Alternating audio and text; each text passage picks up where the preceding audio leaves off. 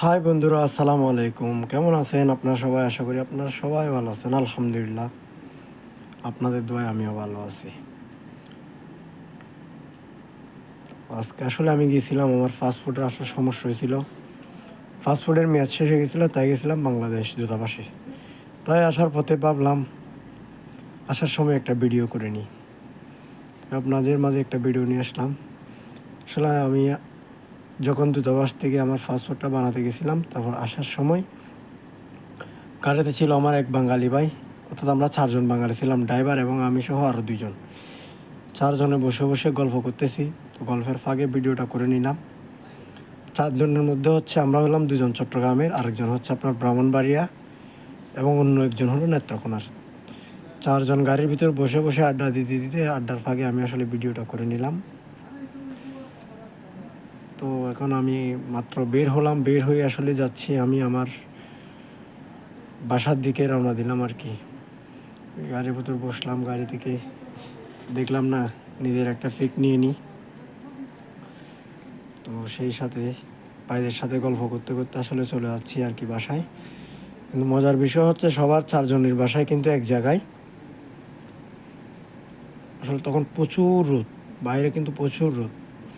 আসলে আমরা গরমের বিষয় নিয়ে কথা বলতেছিলাম রুমের ভিতর বসে, গাড়ির ভিতর বসে। কারণ বাংলাদেশে যেভাবে গরম পড়ছিল সেগুলো নিয়ে আসলে ফেসবুকে ঢুকানোই যাচ্ছে না।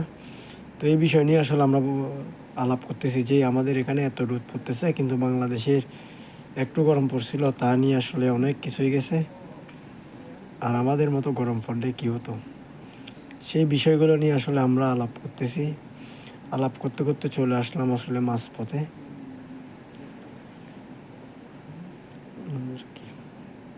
আপনারা দেখতেই পাচ্ছেন আসলে এখানে গাড়ির স্পিডটা কত, আসলে কত স্পিডে গাড়ি চলতেছে। 120-এর উপরে কিন্তু গাড়ির স্পিড।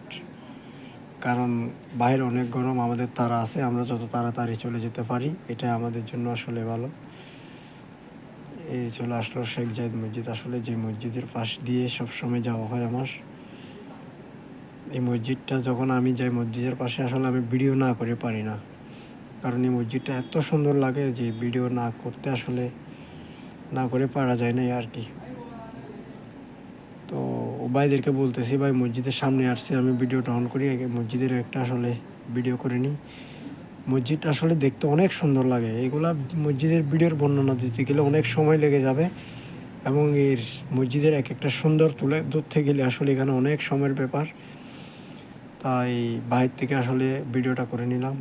এই মসজিদ আসলে এখন আমার যাওয়া হয় না, ইনশাআল্লাহ সামনে যাওয়া হবে আর কি।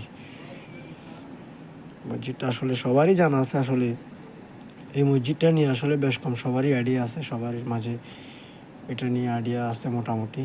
নতুন করে আসলে আমার বলার কিছু নেই, কারণ এই মসজিদ নিয়ে অনেক ভিডিও প্রচার হয়েছে এবং নিউজ হয়েছে, তাই এগুলো আসলে সবার জানা আছে।